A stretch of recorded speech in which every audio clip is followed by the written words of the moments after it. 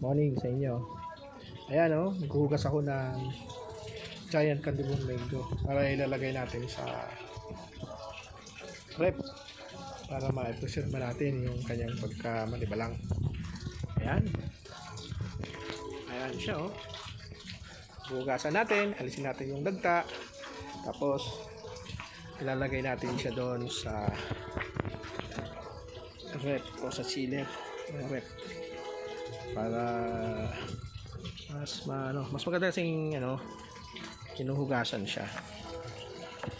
Sinasabon para yung mga dagta maalis, tulad nito isang ito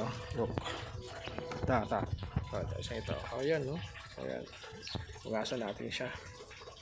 Hugasan natin para isa-isahin natin yan hugasan. So mamaya lalagay natin siya doon sa rep. Yun yung proseso para hindi agad siya mahinog, maniba lang siya. So yung kagandahan dito sa farm, ganun lang ginagawa natin. Pag merong mag-order ng bunga, syempre papayos ni Kajun, dadalhin natin dun sa buyer.